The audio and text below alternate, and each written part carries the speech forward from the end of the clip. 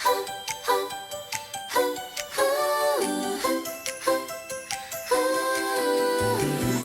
magandang araw po sa inyong lahat. I'd like to welcome you to our Face Down Sunday. At syempre naman, today is February 8. So malapit na po ang Valentine's.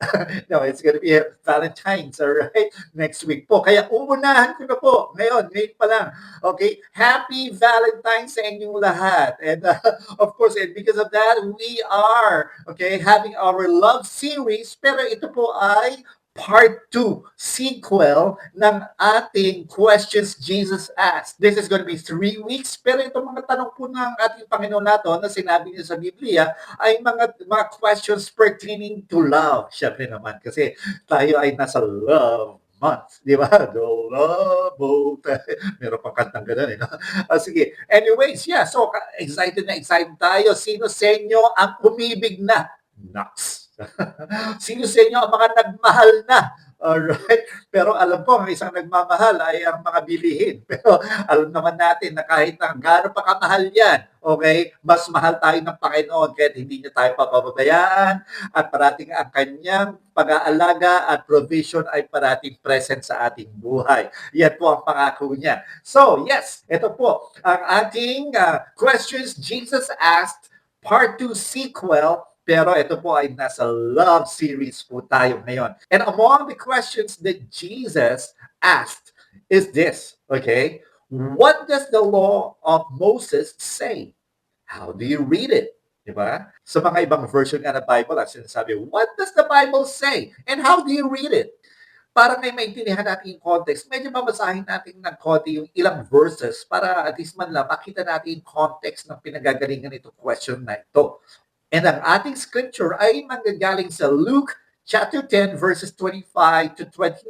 And as always, okay, NLT version po ang babasahin ko sa inyo. That's Luke chapter 10 verses 25 to 29. And I pray that the word of God will dwell in our hearts, that it would not just be an information, but it will be something that would draw expression to what we are encountering, and that is our Lord Jesus Christ. So, again, we are going to read the verses now, starting from verse 25. And it goes like this.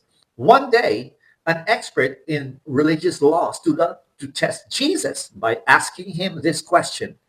Teacher, what should I do to inherit eternal life? Now, Jesus replied, what does the law of Moses say? How do you read it? The man answered, well, you must love the Lord your God with all your heart, all your soul, all your strength, and all your mind, and love your neighbor as yourself.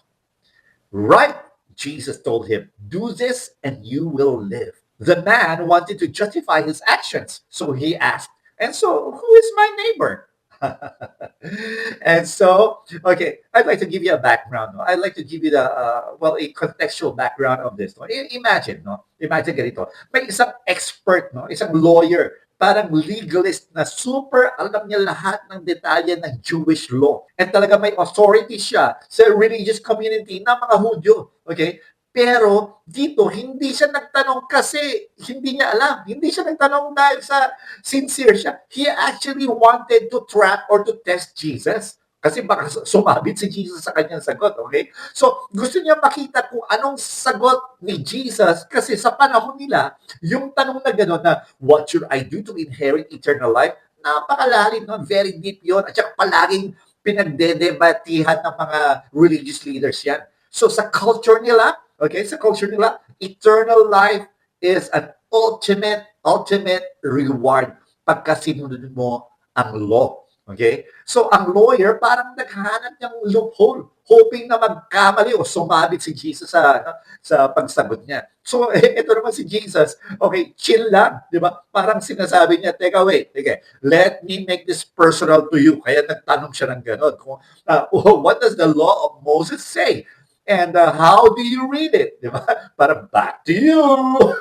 Di ba? Okay, so hindi siya interesado, si Jesus hindi siya interesado sa knowledge lang ng lawyer about the law. Kundi gusto niya makita kung paano ang pagkakaintindi ng lawyer dito at kung paano niya nililive out sa actual life niya, kung paano niya ine-express sa actual life niya yung law ni Moses, kung talagang galing sa puso ba ito o kung sa isang katuruan lamang.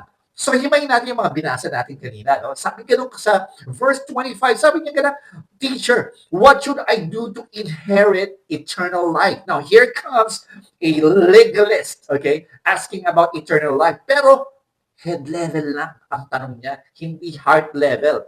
Alam niyo yun, parang alam niya lahat ng laws. Pero gusto niya i-trap lang. Kumbaga, naka-experience na ba kayo ng gano'n? No? Na isang tao, tinatanong ka, hindi para magkaroon siya ng kaalaman, kundi para makita kung may mali ka, para magkamali ka, hinahantay ka niya sumabi, di ba? Ganito yun, he wanted to see kung may masasabi si Jesus na mali.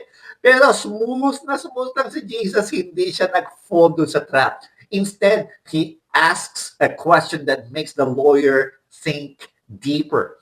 Ang point dito ni Jesus is Christocentric. Sabi niya ganun, eternal life ay hindi lamang pagsunod sa law, kundi sa love ng Panginoon na nireveal niya sa krus. So loving God and your neighbor is impossible without Christ's love sa buhay mo. Grabe, no? Sobrang profound. No? Tapos pagdating ng verse 26, ni-redirect bigla ni Jesus. Di ba? Biglang sabi niya gano'n, okay, sige, ikaw naman ang tatanungin ko. Sabi niya sa lawyer na gano'n, what does the law of Moses say? How do you read it? Ano ba sinasabi sa Biblia? At paano mo babasahin? Parang ito, tinatanong tayo ngayon, paano ba na natin binabasa ang Bible? Ito ba ay isang fairy tale lamang? Ito ba ay isang libro lamang ng mga guidelines sa buhay o suggestions lang ba ito? Di ba? Jesus did not answer kaagad-agad. He asked, what does the Bible say? At paano mo ba ito binabasa? Parang challenge niya yung lawyer. Paano ba ang pagkakaintindi mo sa law at paano mo pinamumuhay ito? Jesus wanted him and now to us. No? Jesus wants us to reflect. Hindi lang memorized answer, hindi lang verse memorization ang sagot. Yung law mismo ay pointer, okay, na need natin si Jesus as our Savior and as our Lord. Because without Christ, obedience is impossible. Yes, without Christ, obedience is impossible, and we're gonna talk about that in a little while. Because all laws, okay, point to Jesus. True obedience is only empowered by Jesus Himself. Talagang mismo yung ating interest para mag-obey sa Panginoon, hindi nagagaling sa puso natin organically, nanggagaling sa hipo ng Panginoon, nanggagaling sa ehemplya ng kanyang pagmamahal, na kanyang dinisplay sa krus. No, grabe. So, pagdating naman ng verse 27, talagang sinabi niya, ito yung sinabi ng lawyer, talagang sinabi niya, ito yung law, okay? The man answered, sabi niya gano'n, you must love the Lord your God with all your heart, all your soul, all your strength, and all your might, and then love your neighbor as yourself. Tama yung sagot niya. In fact, ang kinukut niya is yung Deuteronomy 6:5 at saka Leviticus 19:18. Pero Jesus was going for something deeper. Okay? Na hindi lang yung kung paano nire-live out ito in real life, kundi paano ba niya ito, saan ba nangyayari ito, bakit mo ginagawa yung batas? Ito ba ay isang performance o isang response? Di ba?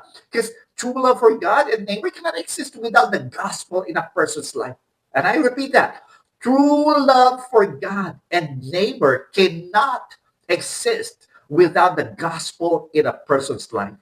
Yung sacrificial love ni Jesus sa krus, ang model natin, yun ang nagbibigay ng inspirasyon sa atin. Yun ang nagbibigay ng gratification. Yun ang nagbibigay ng awe sa atin. Kaya yung pagmamahal sa Panginoon is reflecting the love that Christ demonstrated on the cross even yet when we were still sinners. Pagdating naman sa verse 20, kinonfirm ni Jesus na sabi niya, tama! Sabi niya, right! Do this and you will live. Di ba? Pero hindi lang ito affirmation. Actually, it was a call for action dun sa lawyer na yun. At para sa atin ngayon, ito, parang sinasabi ng Panginoon, yeah, okay, hindi lang ito sa katuruan. Di ba? Hindi lang ito yung porket nakikinig ka lang dito every Sunday, hindi lang yung porket may devotion ka every day, hindi lang ito yung parating dahil sa nagmi-ministry ka, hindi lang ito yung dahil sa nagba-Bible study ka, hindi lang ito yung gano'n, kundi ito mismo ay ginagawa dahil sa ating relasyon, dahil sa nag-reach out sa atin ng Panginoon, di ba? May call for action siya. Living the law is possible dahil sa cross. So that's why eternal life is more than knowing commands. It's participating in Christ's love. You see, the life Jesus gives is rooted in the cross, not in anything else, not in your action, not because you did this, not because you have this, not because you are like this, but it's all rooted on the cross and in the cross, where love conquers sin and empowers us to love others. Di ba? And the reason why we can love people, the reason why we can love God is because God loved us first with a selfless love. Di ba? Okay, continue tayo. Ito naman, pagdating yung last verse na pinasa natin gano'n. Okay, nung sinabi gano'n na, sige, and love your neighbor as yourself. And so the man wanted to justify his actions kung ba't gusto niya, talaga, so love my neighbor lang. So ngayon, ang tinanong niya, okay, sige, and who is my neighbor? Parang gusto niya selected few lang, di ba? The lawyer wanted boundaries, thinking na, okay, I can love people, pero yung mga close lang sa akin. Pero do I really have to love everyone else? Di ba? Pero flinip ni Jesus ito, yung sagot niya with the story of the Good Samaritan. But that's going to be another story, another preaching for another day. Pero dun sa Good Samaritan, no, na kanyang story, it showed that neighbor love has no limits. Christ sa cross removed all boundaries. Loving Him is radical and cross-centric. And so ngayon, there are three things that I'd like us to realize, no, that God is telling us, okay, with the verses that we read just now. Okay, marami yan, pero may tatlong bagay na gusto kong ma-realize natin. Number one, sabing ganun, di ba? Love the Lord your God. Yun ang sinabi ng Lord, di ba? Hindi siya tumigil sa love the Lord. Di ba? Kung baka parang ikaw lang, bahala ka na. Okay? Basta mahalin mo lang ang Panginoon kung paano ko gusto mahalin. Pero hindi, sinabi niya, love the Lord, your God. Ibig sabihin, nagkaroon ng talagang, okay, Diyos mo to ha. Kaya kung pagka minahal mo to, parang dapat talaga hindi, parang nagmamahal ka lang basta-basta. Hindi. Ang kailangan mahalin mo is kung paano mo mamahalin ang talagang Diyos mo. Di ba? And I'd like to encourage you and to exhort to you. Okay? Listen to this. The only way to love God is the way God loved you first. Okay? Again, the only way to love God is the way God loved you first, di ba? And I'd like to share to you a parang supporting version. No? Sabi nga sa, let me bring you to Exodus 3:6, okay? Chapter 3, verse 6. Sabi nga, the Lord, the compassionate and gracious God, slow to anger, abounding in love and faithfulness. Wow, grabe. Ilan yan? 1, 2, 3, 4. 5 yata. Sabi niya, compassionate, okay, gracious, slow to anger, faithfulness, at saka abounding in love. Okay? Pero alam niyo ba, I'll tell you something, no? Alam niyo ba, in the Old Testament, out of these 5 words, yung compassionate, okay, came out 13 times sa Old Testament. Tapos yung gracious naman, it was spoken 13 times din. Tapos yung slow to anger, 14 times. Yung faithfulness, it was mentioned 127 times. But when it comes to the attribute of God, which is abounding in love, it was mentioned 245 times. And God must be getting something across to us. Diba? Talagang the greatest of these things is love. Diba? Kaya lang, pagdating sa mundo, alam niyo ba, no? I'll show you a graph in a little while. No? Alam niyo ba, in the United States, for the past 80 years, almost 2/3 of the top 100 songs talked about love. I'll show you the graph already. During the 1960s, okay, dun sa top 40, okay, di ba? Top 40, American Top 40s, di ba? Doon sa top 40, there were 29 songs that talk na, kasi yun ang topic, talked about love. Noong 1970s, there were 26 songs sa top 40s that talked about love. Tapos nung 1980, ito pababa na, no? Nung 80s naman, 25 songs na lang ang nasa top 40s na spoke about love. Tapos nung 1990s, 24 na lang ang nasa napalitan na. Nagkaroon na ng about violence, about whatever, no? Mga satiric songs and so much so, mga novelty songs, no? Nung 1990s, 24 na lang ang mga kanta na nasa top 40s. Ito ka mo. Pagdating ng 2000s, 7 na lang, 7 songs na lang ang nasa top 40 that spoken about love. All the others are about violence, about sex, about so many things, di ba? Nung 2010s, nung mga 2010s, no, naging 5 na lang ang nasa top 40. And you know what? Nung nakaraang 2020s, okay, 2020s, isa na lang ang kanta, okay, na may title na kasama ang love. And you know what? Kung ano yung title ng kantang yon? Savage Love. Oh my goodness. So makikita nyo, no?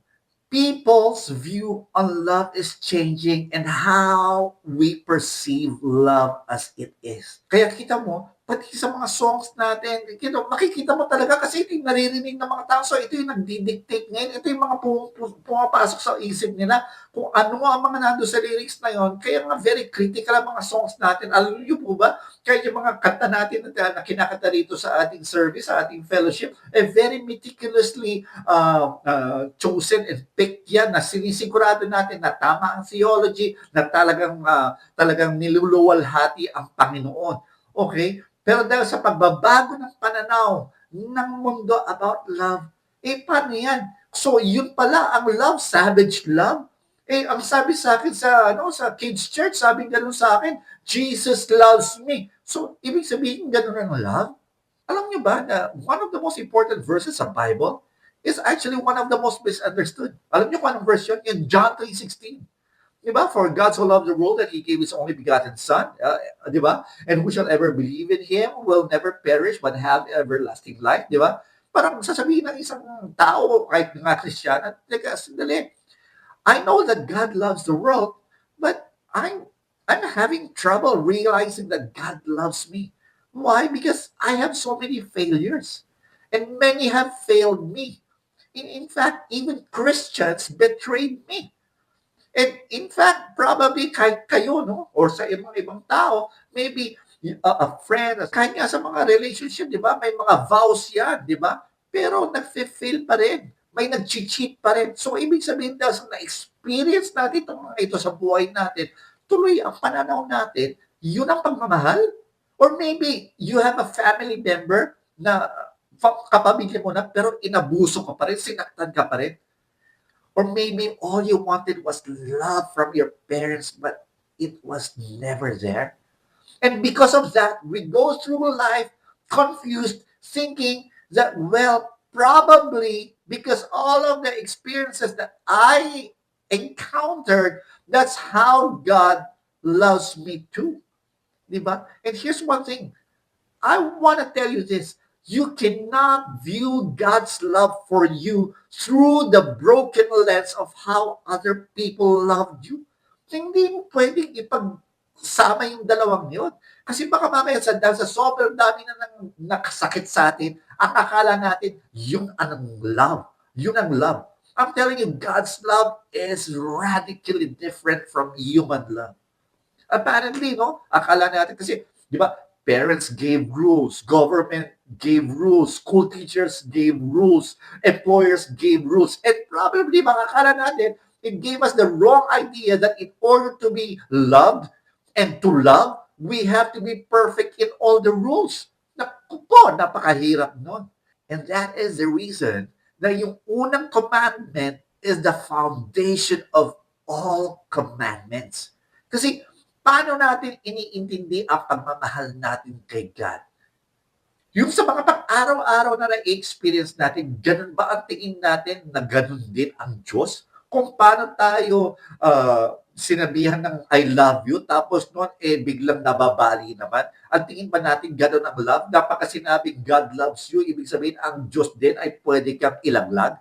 'Di ba? Karamihan ng tao kapag sinabi nila I love God, parang words lang. Okay, doing good things lang, doing rules lang, 'di ba? In His name. Pero I'm telling you, the only way to love God is to realize how much God loves you. God's love is sacrificial. Siya ang nagpadala ng anak niya si Jesus para mamatay para sa atin kahit na hindi natin deserve. Di ba?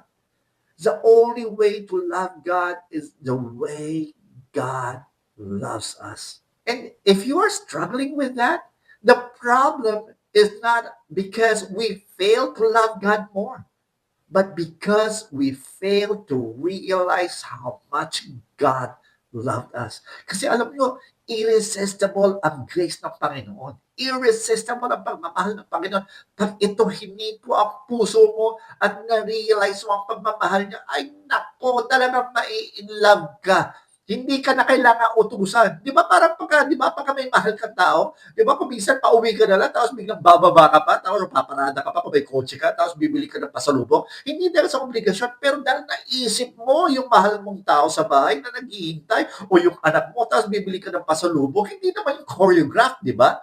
Talagang organic yun na ini-express mo. Dahil talagang sa Panginoon natin, minahal niya tayong una, kaya tayo rin ay namamangha sa pagmamahal niya at napapamahal din siya sa atin. Di ba? We love God because He first loved us. Alright? And the second thing that I'd like us to realize, di ba sabi ka nung una, love the Lord your God. Tapos nag-connect siya with all your heart, all your soul, all your strength, and all your mind. Now, does this mean to say that you will really have to force yourself? No. This means to say the only way to love God is with all of you. That means to say, I'll put it in one word: surrender.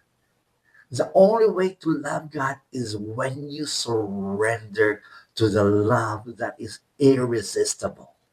Jesus says, love God with everything. Hindi lang yung kapag convenient ka, hindi lang yung pagka nasa simbahan ka, Kristiyano ka, kundi yung full on. Kumbaga, all in and all out yung love mo. Heart, soul, strength, at mind, at lahat-lahat. Every part ng self mo. Talaga ibabagsak mo ang pride mo, ibabagsak mo yung pananakit mo sa mga tao, ibabagsak mo yung yabang mo, ibabagsak mo yung toxicity mo. Talaga, yung mula sa feelings, mula sa spirit, lahat ng energy mo, lahat ng source mo. Loving God means surrendering to Him everything. No shortcuts.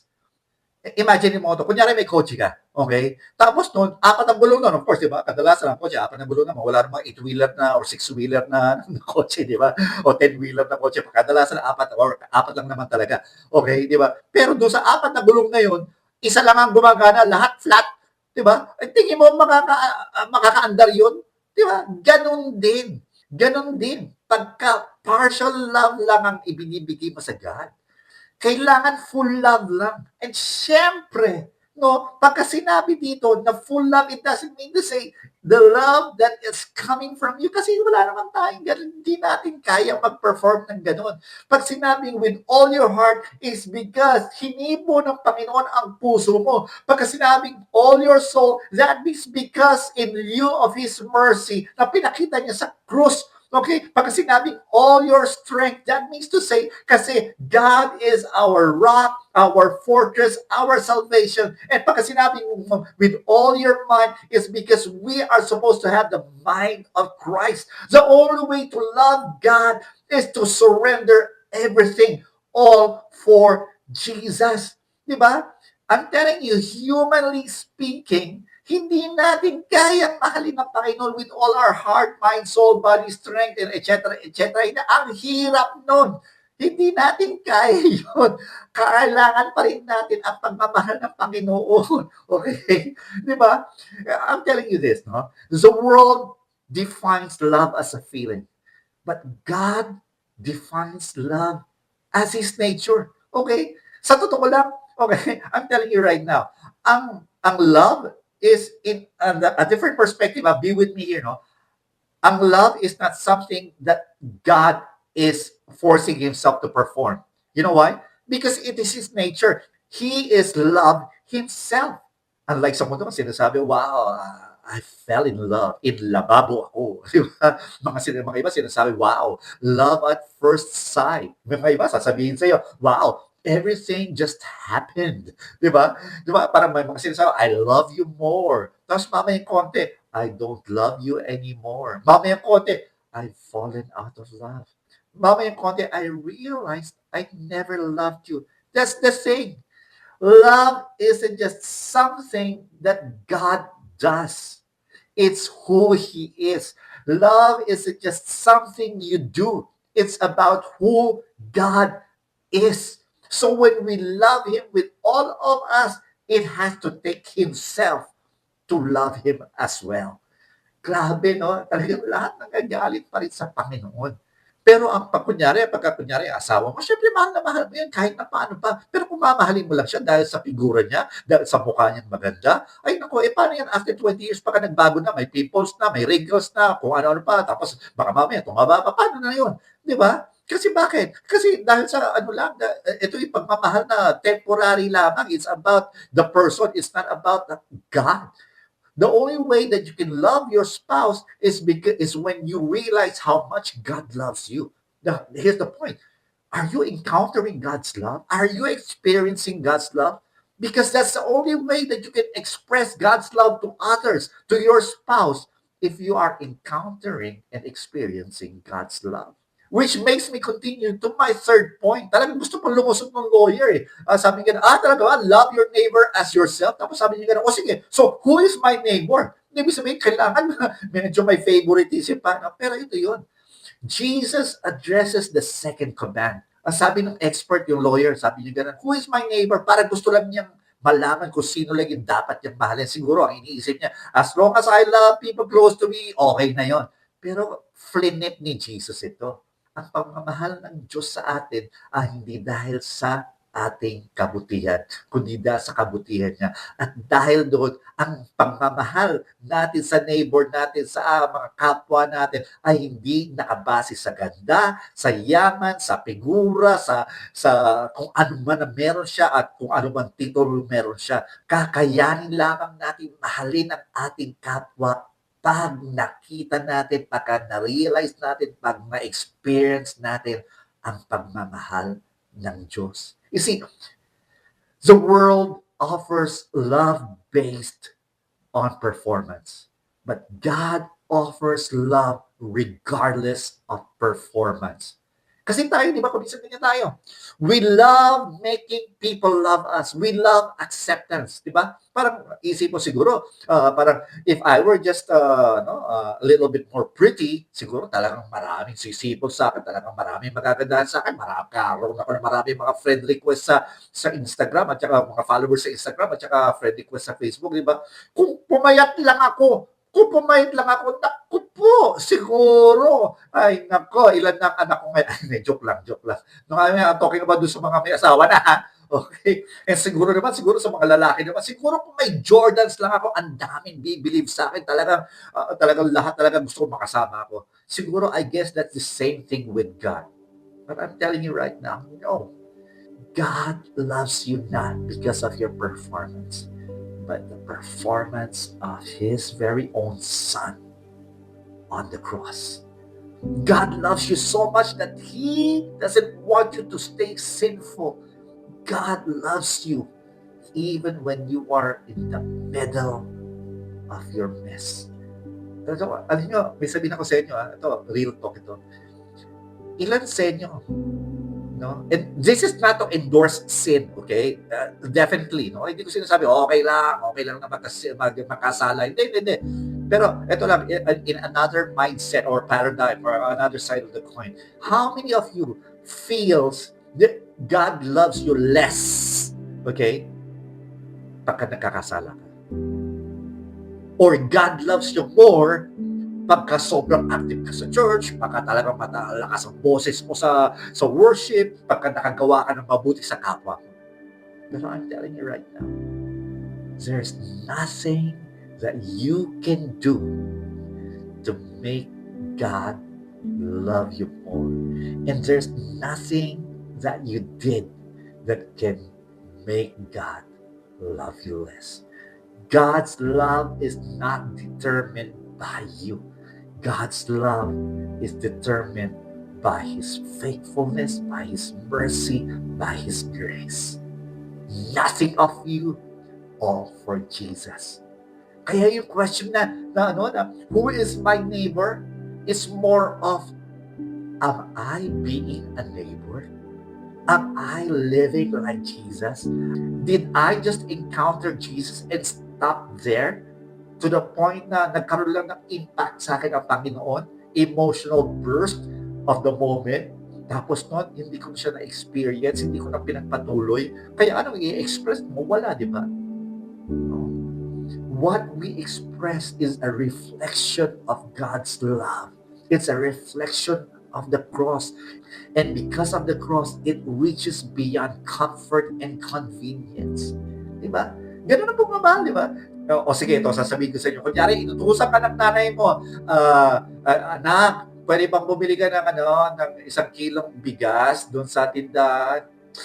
Kakais naman. Ano ba yan? Mamaya na. Teka, tinatapos ko lang itong game ko. Teka, sandali, ang dami kong ginagawa. Teka, sandali. Ito, nasa climax na itong pinapanood ko. Mamaya, kuwanti na yan, tinatamad ako. Di ba? Pero pagka ang para pagka yung syuta mo, okay, love, mahal, pwede mo bang kargahin itong dalawang sako ng bigas papunta doon sa bahay namin? Sure, no problem. Gusto mo ba? 2 daliri lang. Di ba? Kasi organic yun eh. Organic, talagang may encounter at saka experience mo kasi talaga yung pagmamahal, kayo yung expression mo, hindi siya obligasyon. Talagang pagmamahal talaga siya na ini-express mo. And so I'm telling you right now, listen to this. Expression is not an obligation. It's an organic response to the love that you encountered in Jesus Christ. Grabe. Di ba? Jesus doesn't just ask, do you know the law? Jesus doesn't just ask na, sige, i-perform mo lahat yan. Kasi pwede naman tayo, ang bait-bait niya, lahat naman eh. Di ba? Kahit nga ang pagans, kahit ang atheist, kahit na sino pwedeng mabait. Ang tanong dito, sino ang Diyos niya? Ang tanong dito, relasyon, hindi yung pagkakamait mo. Yung pagiging mabait mo ay bunga lamang ng relasyon mo sa Panginoon dahil hinipo niya ang puso mo. Dahil naawa siya sa iyo, dahil minahal ka niya kahit na hindi ka karapat-dapat. Ganon karapat-dapat mahalin at sambahin ang Panginoon natin. Siya ang dapat nating mahalin ng lubos-lubusan. Ika nga talaga, lahat isusurrender mo. Lahat talaga, all for Jesus. Diba? Loving God and loving your neighbor does not come from your ability to love, but from the God who loved you first. Alam mo kapatid, all of these laws points to the cross. These commandments were made us to realize 2 things. You know what? What those 2 things are? These laws are made us to realize, number 1, is that we cannot perform it. We will always break it. And that we are sinful. Number 2, these commandments makes us realize that we need a Savior. Kaya kapatid, dito nag-uumpisa yan.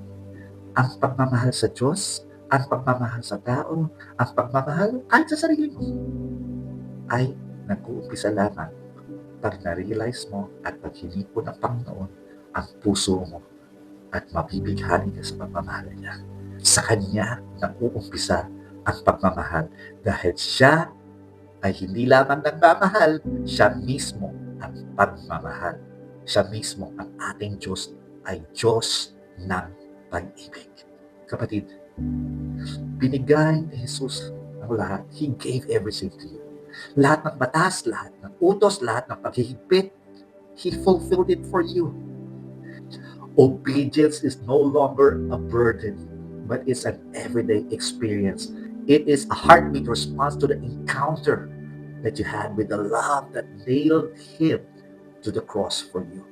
So my question for you is this: are you ready to let that love move through you hanggang sa bawat word, bawat action, bawat thought, bawat decision, bawat volition, para ang mundo makita nila ang pagmamahal ng Diyos ay totoo at kanyang finulfill lahat ito para sa iyo. Handa ka na ba? Huwag mo nang hintayin na, hindi ko yata kaya. Oo, talaga hindi mo kaya. Kaya kailangan mo ng Panginoon. Hindi ka lalapit sa Panginoon pagka kaya mo na. Hindi, lalapit ka sa Panginoon dahil talagang hindi mo kaya. Dahil lahat, pati ang pagmamahal sa Kanya at sa kapwa, ay nag-uumpis pa rin sa Kanya. Sige po, mag-pray po tayo. Maaari ko bang pakiusapan kayo na iyuko natin ang ating mga ulo at saka ipikit natin, tayong lahat, ipikit natin ang ating mga mata para wala lang distraction. This is between you and God. Let's pray. Lord, maraming salamat sa pagmamahal mo. Hindi man kami karapat-dapat, pero binigyan mo kami ng halaga to the point na ibinigay mo ang buhay mo sa krus. Panginoon, ikaw na nga nagsabi na kailangan kami ay magmahal sa iyo sa lahat ng aming pag-iisip, lahat ng aming kalakasan, ang aming soul, ang aming body, ang aming mind, and sa lahat-lahat.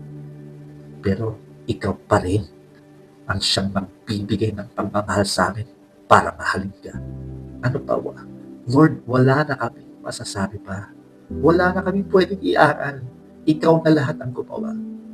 Kaya Panginoon, bigyan niyo po kami ng puso na tutugod sa inyong pagmamahal para mahalin ka namin ng lubusan at mahalin namin ang aming kapwa dahil sa pagmamahal mo. Pinagdadasal ko po itong lahat ito sa ngalan ni Jesus. Amen and amen. Magandang araw po sa inyo lahat.